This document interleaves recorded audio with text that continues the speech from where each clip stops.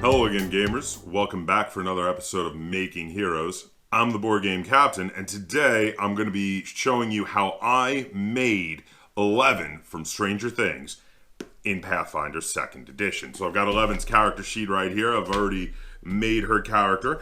Now I'm going to run you through step by step on how I chose, what decisions I made in making 11 in Pathfinder 2nd Edition. So the first step in character creation is always to come up with a concept. So we have our concept here. 11, of course, if you're not familiar, is a major character in the show of Stranger Things. She was a child who, through government experimentation, was given psychic and telekinetic abilities. So I'm converting that over into the Pathfinder universe, and what I've decided is that she was the product of mad experimentation by an insane sorcerer who had kidnapped her and had done experiments by injecting her with his own blood to give her powers, and she escaped. So that way it keeps it kind of similar to the storyline from Stranger Things. Of course, transferred over to a fantasy universe. Now, we have our concept. So the next step, once you have your concept, is to move on and set your starting ability scores. So you set all your starting ability scores to 10s. They all get to be 10s by default until we, of course, give our character an ancestry. Now, here's where things got a little tricky for me. And I do want to throw out, this is a little bit of there is one thing in here, and it'll be a little bit later, I'll come back to it, but there's one thing that I would require my Game Master's approval for. I did have to change one thing from the basic rule. So a very small house rule, if you will. So FYI, this is not going to be 100%, more like 98% by the basic rules, but I'll come back to that later when we get to it. Now, for selecting an ancestry, this is where things got a little tricky for me. Now, of course, 11 is human in the show, as just about everyone is in the show, because it takes place on Earth, in the real Earth, or rather a fictionalized Earth that's connected to the Upside Down, but you know what I mean. But the thing is, 11 is a child, and she is someone who has led a very sheltered existence and is only now being experienced to the getting experience with the outside world. So I wanted the character to be very childlike, but of course, generally speaking, in Pathfinder, you play adult characters. So I decided that I was going to go with a character that should seem childlike. So I decided to go with one of the small folk ancestries. And after looking through the small folk ancestries, I settled on gnomes. So I decided to make 11 a gnome. And the reason I did this again is so that my character could be an adult, as they normally are in Pathfinder, but permanently seem a bit childlike to the other characters, while also seeming a bit strange, because gnomes do feel like outsiders because of their Fey ancestry. They usually have a hard time, even normally, without this sort of backstory, understanding the normal workings of mainstream society in the Pathfinder universe. So I thought it really felt appropriate. So now, being a gnome, gnomes start with 8 hit points, so I gave her 8 hit points. Of course, they are size small. They have a speed of 25 feet, and they gain an ability boost to Constitution, Charisma, and 1 free ability boost. So I gave her a +2 to her Constitution. I thought that was pretty important. Charisma, very important. I think that definitely, while she may not be very skillful, she is definitely a charismatic character. And then I decided to give the free ability boost to Dexterity, because I do think that she is a bit dexterous. She definitely is able to get in and out of tight situations. Then the ability flaws in Strength, and I think this is also quite appropriate because, especially in the first season of Stranger Things, poor 11 seems like a bit of a mistreated, almost emaciated child when she escapes from the lab, which is, of course, made even more apparent by her having had all her hair cut off and looking a bit sickly with dark circles under her eyes. So I think the fact that she's very strong of will and very strong of mind, but weak of body, does make sense for this character. Now, she gets the automatic languages of Common, Gnome, and Sylvan. In addition, she would get additional languages based on your modifier for intelligence. Now, a little bit of a spoiler here. I'm not giving her a whole lot of intelligence. I don't think 11 is stupid, and I don't want you to think that that's what I'm saying, but she is sheltered. She's been trapped in this horrible situation where the only thing she's been taught is how to use her abilities. She doesn't really know much about the outside world, so it doesn't really make sense for her to have a whole lot of knowledge-based skills or a high intelligence or even extra languages. In fact, the number of languages here that she gets for being a gnome is already kind of more than I would even like her to have, mind you. But this is part of the game mechanics versus part of making her fit her character, so that is what it is. Of course, she gains the traits of gnome and humanoid, and all gnomes have low light vision. Now, the next step after choosing an ancestry is to pick a heritage. So I decided to go with the heritage of Fey-touched gnome. And the reason I went with this is specifically because it gives a bit of versatility to the character. It gives them an innate spell that they can change once a day. To start with, I decided to give them give 11 the spell Read Aura. Now, Read Aura is a innate spell that lasts for 1 minute, 30-foot range, one target. They allow it to detect if an item is magical, and if so, what school of magic the magic of that item is from. Now, the reason I went with this ability to start with, of course, I could decide to change it later because she can change it once per day, is because this really feels in line with some of the psychic abilities that Elle has. Elle has a innate knowledge of the Upside Down and of things from the Upside Down, and can go on those psychic mind walks where she can see foreign things. So I wanted to give her abilities that represented her psychic abilities, and this was one that I thought was really appropriate, so I gave her Read Aura to start with, but again, that could be changed as time goes on. Now, then you also have to pick a Ancestry feat to start with for first level. And in first level, I decided to give as an Ancestry feat, First World Magic. Now, just like the Fey-touched heritage gave Elle access to a primal magic spell, an extra primal magic spell that she can change once a day, First World Magic gives an extra primal magic spell, also giving some more versatility to the abilities of the character, though in the case of this one, she's not able to change it. So this, I wanted to really pick one that I thought was very important. The reason I did this, as you'll see later, I do decide to make Elle a magic class so that she can have other abilities that help to represent her powers.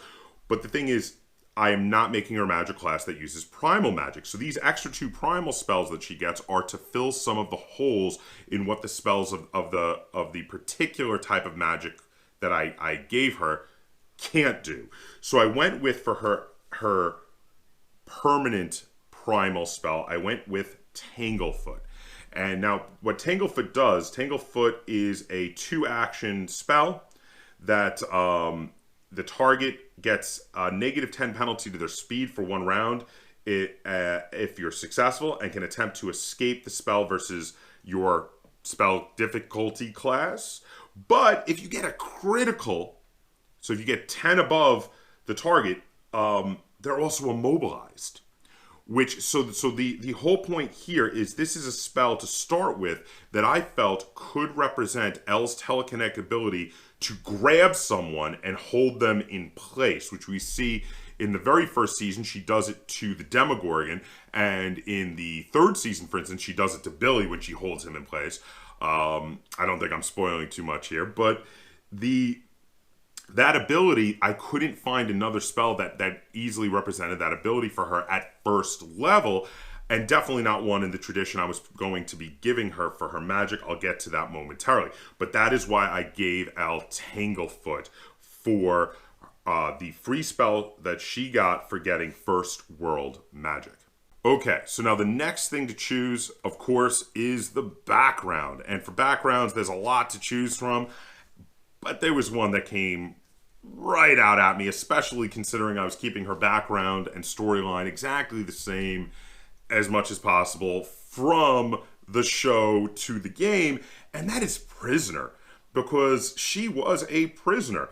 So Prisoner, of course, totally fits her background, and then the ability she gets from that is she gets to choose 2 ability boosts, one of which must either be to Strength or Constitution, and the other is a free ability boost. Then she gains Trained in the Stealth skill, and she gains the Underworld Lore skill, and she gains the Experienced Smuggler feat. Now, the Underworld Lore skill is one that wouldn't quite fit, of course, with how she was in the show. But again, the rest of it works perfectly. I mean, she does learn to sneak about, and she would know how to sneak things past her guards in that scenario. So the Experienced Smuggler feat, which gives you a bonus to trying to palm objects and sneak them past people, really, really is a good thing. Now, as for the 2 boosts, of course, again, she had to take one to either Strength or Constitution, but I wanted to keep her Strength low because she did really seem like physically she was weakened from her captivity.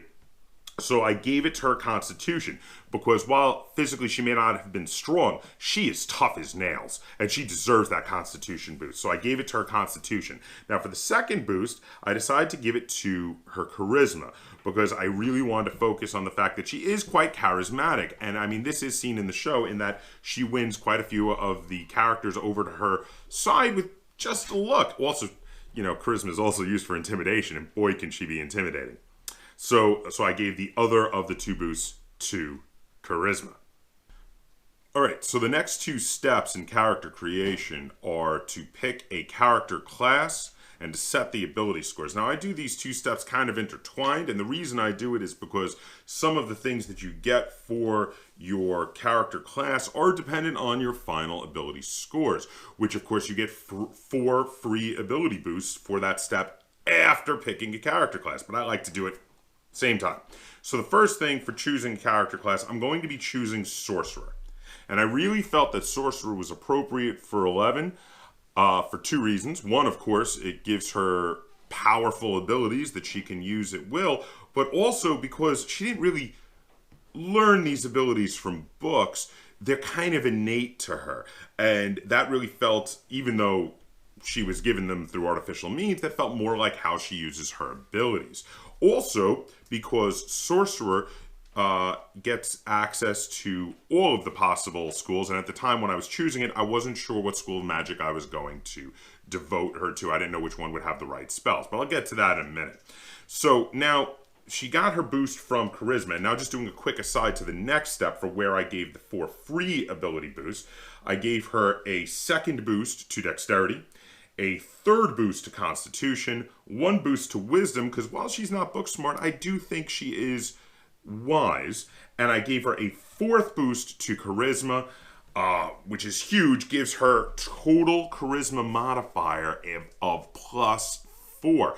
Now this is for 2 main reasons. One, because Charisma is the stat you use for spellcasting for sorcerers, and she should be powerful. And 2, because she is actually quite charismatic. Maybe not in a trained way, but she is likable, and she gets most of the people she meets either intimidated or on her side pretty easily, sometimes just with a look. Okay, so next, for hit points for Sorcerer, you get 6 hit points plus your Constitution modifier at every level. So this, along with the hit points that she got for being a gnome, brings her up to a total of 17 hit points at level 1. Now, the initial proficiencies for being a sorcerer are that at first level, you are trained in perception. You get trained in the fortitude and reflex saving throws while being expert at the will saving throw. And then for skills, you're trained in 1 or more skills determined by your bloodline and trained in a number of additional skills equal to 2 plus your intelligence modifier. Now, this felt very appropriate to me since I did not give her an intelligence modifier, that she would not have a huge number of skills because she's been a prisoner most of her life. She wouldn't have learned many things, only what she could have learned while being imprisoned. Okay, so now I'm going to skip ahead a little bit to the bloodlines here because the bloodlines obviously are going to influence what skills she gets, as it just referenced. And the bloodlines are the one place I had to alter the rules a little bit. And I'm going to reference that now. This is a very minor adjustment, though, and I think this is the sort of thing that if you might be able to get the game master to agree to, but remember, whatever your game master says is what goes. It is their final decision, of course, so don't argue with them on it. But I decided to go with the Imperial Bloodline. Now, the reason I went with the Imperial Bloodline is the Imperial Bloodline gives you access specifically to Arcana spells. And the Arcana spells contain quite a few of the spells that I feel are very characterful for 11. It has both psychic and telekinetic spells in the Arcana spell list. So this is the spell list I really wanted for 11. Now, the only other bloodline that gave Arcana spells was the Draconic one, but it had abilities in there that were so not thematic for 11. Things about granting claws and granting scales and things like that. So the bloodline skills you get for Arcana, and here's where I had the minor problem, because while I thought otherwise this was a very characterful bloodline for her, the skills you get are Arcana, which is fine, and Society, which is not fine. This is a skill about, knowing how to hobnob and schmooze in society, and this was not something I wanted for 11. I did not want this skill. So the swap that I have done is I've given a slight penalty to one of the spells that references Society, which I'll get to in a minute when I get to that spell. And also, I have swapped Society for Survival, and I think Survival is a much more characterful skill for 11 because once she's out on her own in the woods, she seems okay at surviving. She does pretty good on her own. And I think, especially given that, like I said, there will be a penalty to one of the given spells later, that's the kind of thing that could get a game master to agree with you. Like, hey, let me do this swap. I'm going to give a self-imposed penalty for the swap. A lot of game masters will agree to that. Now, if your game master does not agree to it, you could always give the super penalty of just saying, well, forget it. I won't take Society. I won't take anything instead of Society. I'm just not going to have Society. I'm just going to have one less skill if you really wanted to make it much more character for the role-playing purposes. Now, the granted spells you get for Imperial, we will come back to later. Instead, we're going to move on back to the skills here. So I got those 2 free skills. Again, for now, I've given them Survival as one of the skills, as well as Arcana. And then now, again, you get 2 skills plus your intelligence modifier. Now, I had already also gotten, if you recall, Underworld Lore and Stealth from being a prisoner. So my other 2 skills I went with, because I felt they were appropriate for 11, were Intimidation and Acrobatics, because I felt that would assist her with her being able to move around and escape and things like that, which gives her the following skills in total for her character: Acrobatics, Arcana, Intimidation, Underworld Lore, Stealth, and Survival. Now, for attacks, a Sorcerer is trained in simple weapons and unarmed attacks. For defenses, they're untrained in all armors, but trained in unarmored, which also makes total sense for her. She doesn't ever wear anything protective, just kind of raggedy clothes, t-shirts and such. Now for spells, she is trained in spell attack rolls of her spellcasting tradition, which of course in this case is Arcana, as indicated by her bloodline, and trained in spell difficulty class of her spellcasting tradition as well. Now, FYI, also innate spells will say that they're automatically trained in them as well. So don't worry, those 2 innate spells I got her, the Read Aura and the Tanglefoot earlier, she counts as being trained in also. Just a quick reminder. So back to the fact that I have chosen to give her Imperial. Now for Imperial, she gets granted the cantrip Detect Magic, which again is another spell that really felt characterful for me anyway at for her psychic abilities. So then she also, as first level, she gets Magic Missile. Now Magic Missile for me represents very much her abilities of just using her telekinetic abilities to attack people at range, which we see her do quite a bit, like when she throws the orderly into the wall or snaps the other orderly's neck. She does a lot of just like knocking people around with her telekinetic abilities, and that really felt a lot like how, you know, one way to imagine Magic Missile working, and especially because she's able to do it to multiple targets at a time. Depending on how many actions you put into Magic Missile, you could have 1, 2, or even 3 Magic Missiles if you do all 3 of your actions on your turn, attacking 3 separate targets, or even all attacking 1 target if you want to do 1 big attack on somebody, which again also feels really, really characterful. For her Bloodline spells, she starts with Ancestral Memories, and that is the one place where I have chosen to take the disability because it lasts 1 minute, and she's allowed with her Ancestral Memories to possibly remember something, you know, from her society. Basically taking the disability that she can't do that. But normally with Ancestral Memories, for 1 minute you gain 1 non-lore skill trained at level 1. Now her Blood Magic ability is a Surge of Ancestral Memories, grants her or the target that she would like +1 bonus to a skill check for 1 round. This is also very representative to me of her psychic abilities that she displays throughout the show. In addition to the spells that 11 gets from her Bloodline, she also gets 2 first level spells and 4 cantrips at level 1. So now this was one I struggled over quite a bit to find the right spells to fill out her repertoire that both make her useful in the game of Pathfinder and are very characterful, and that was really important to me, to be incredibly characterful spells for the character of 11, things that represent the sort of things you see her do in the show, and that was incredibly important to me. Now, she already had Tanglefoot and Read Aura and Magic Missile, and like I said before, she even gained her Ancestral Memories, which all of these are spells that feel very characterful to me, and also, of course, Detect Magic.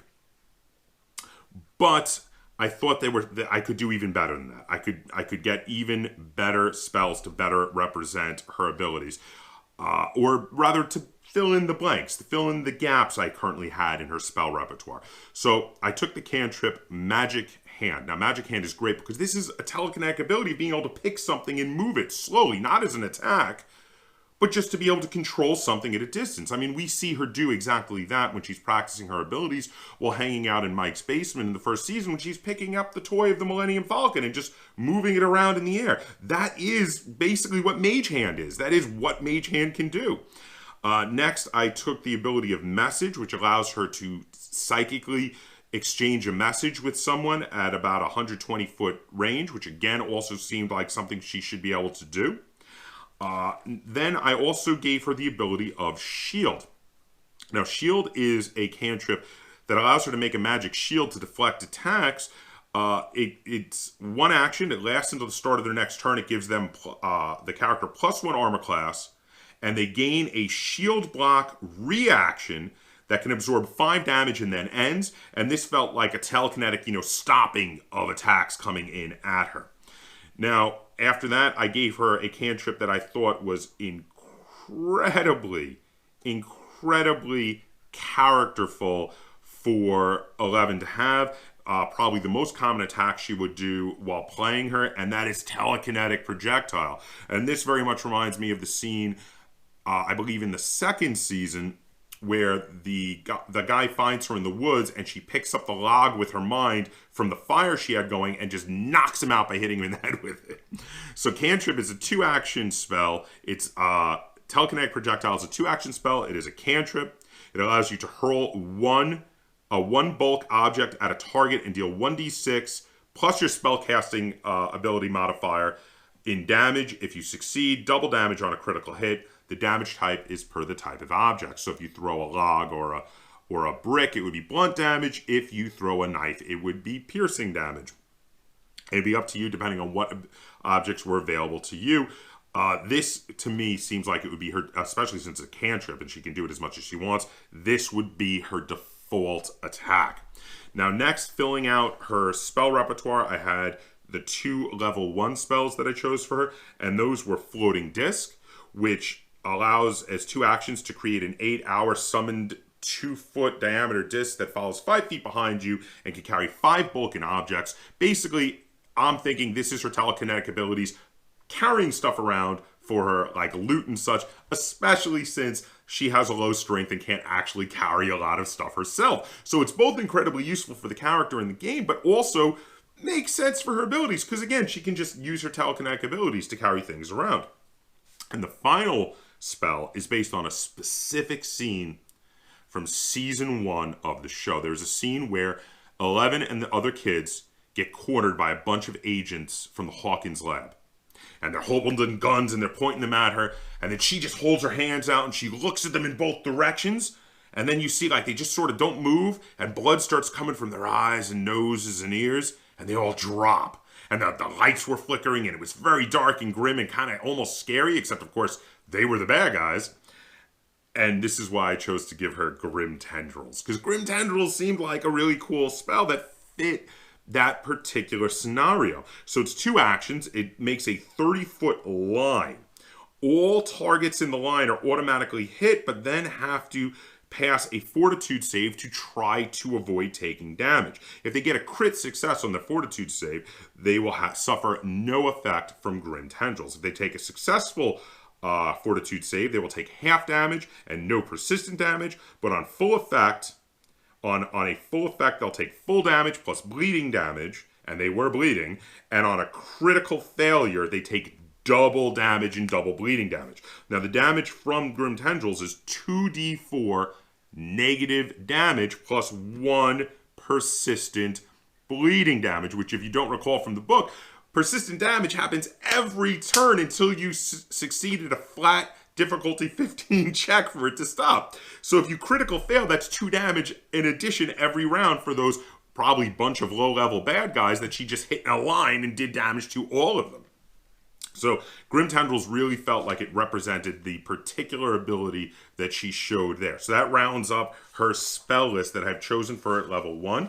And I think I did a lot of debating on the spells, but I think I picked spells that, at least in my mind, properly represent both her psychic abilities and her telekinetic abilities, the various abilities that we see her do, at least in the first and early second season of the show, which is around the time period I think she would be a level 1, maybe level 2 character. So these were all abilities that I wanted to try to get her to have as a level 1 character in the game. Then it was time to pick her first level Sorcerer feat.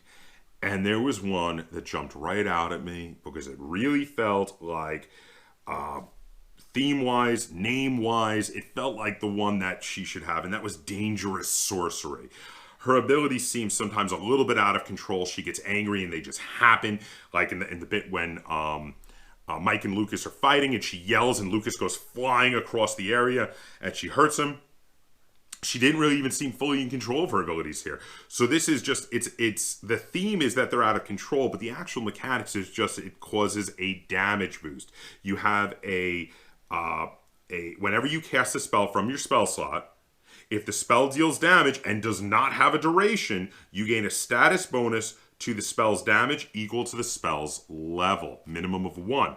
So the thing is, all of her level 1 spells would get +1 damage, but if she ever upped them to a higher level spell, they get even more damage, and as she learns new higher level spells, they'll do more damage, and her cantrips, which of course always auto boost to half your current level, minimum of 1, her cantrips are going to keep going up in damage. So the main cantrip I'm talking about here is, of course, Telekinetic Projectile. She's going to be throwing those projectiles stronger and stronger and stronger as she goes up in levels.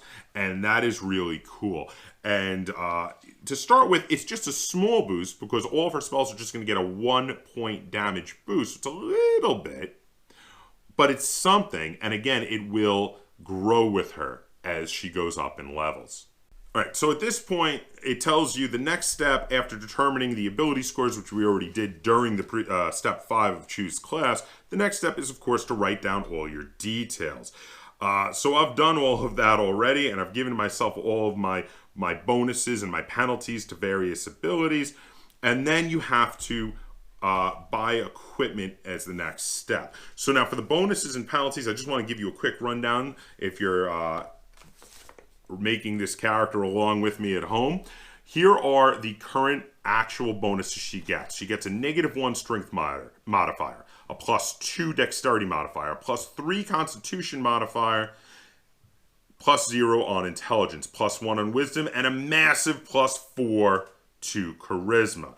She has a +6 to fortitude saving throw, +5 to reflex, +6 to will, a +4 to perception, and then for her skills, she has +5 to acrobatics, +3 to arcana, +7 to intimidation, which she should be intimidating, +3 to underworld lore, +5 to stealth, and +4 to survival. So now moving along, it was time to buy equipment. So of course you start with all the normal amount of money, but I didn't want to spend a lot of money on extravagant equipment for 11 because when we first meet her, she's just wearing like a t-shirt and and shorts, and she shouldn't have extravagant equipment. Plus she's not good at wearing any kind of armor. So I just left her with regular clothes, not even adventurer's clothes. I gave her a backpack because she should have a backpack just to be able to carry her stuff in. She does like to carry around a lot of food, like when she steals all the Eggo waffles, so I got her 4 weeks of rations. And I purchased her one and only one weapon, and that was a single dagger, because the knife is something she could easily pick up. I'm thinking of the dagger as really mainly being a backup weapon. If something gets too close to her and she has one action left over, she can hit it, but probably more often she's going to use it when there's not a lot around as something to throw with her telekinetic throw ability to do piercing damage. Now, with buying all of those, I actually had 131 silver left over, which she must be hoarding for future purchases because she didn't buy a whole lot of stuff. The dagger, she'll have a +5 to the attack roll to hit the dagger, but it will only do 1d4 -1 piercing damage, and that is the -1 is because of her -1 to strength. Now, it is, of course, agile and finesse. Now, the agile is why she gets a +5 to hit with it, because she has a very good, or at least respectable, dexterity modifier of +2. And then she can throw it, it's got a 10-foot range, and it is versatile and can do slashing damage as well. As for her armor class, her total armor class, again, thanks primarily to her respectable bonus of +2 to dexterity, she gets an armor class of 15. So she doesn't, it's not great. She doesn't want to be in melee combat. You're going to want to keep her back from getting in close range, but at range, she's fantastic. She has all these great attacks she can do. And when she gets her shield going, she'll get a +1 to her armor class and be able to absorb 5 points of damage with it. So that shield spell will bring her armor class up to a 16, which is still quite good and would be very, very helpful. Now, the final thing we need to talk about here is her finishing details. So alignment and age and gender and pronouns, all of these things. Now, for alignment, I think L would be chaotic good. And my reasoning behind this is she cares nothing for the law. Laws mean nothing to her, as it would be for a character like this. She steals things when she's hungry. She steals food to eat. She hurts and even kills people when they threaten her friends. But she never does any of this for selfish reasons. It's always either her own survival or the protection of her loved ones. So because of this, it always seems for noble intentions that she breaks the law. So I think she would definitely be good. So I would play 11 as a noble, good character. Now, 11 is obviously female, so gender would be female. And for age, I would actually give her a regular adult age, even though in the show she's a child, because like I said, you're usually playing an adult in the game, but she's an adult that looks childlike because she is a gnome. Now, that is basically it. That's basically it for 11. So we've got her full character sheet here. I'm just paging through to make sure I haven't forgotten to tell you guys anything. About the only thing I think I forgot to mention was that her spell attack roll is at a massive +7 to hit, which is huge. And her spell difficulty class is a 17. Really difficult to avoid those dark tendrils, don't you think? So there you have it. That is how I made 11 from Stranger Things, one of my favorite shows right now. I love Stranger Things. Let me know in the comments down below. One, what is your favorite season of Stranger Things? I think mine is still the first season, though I have loved every season. I think they're all great.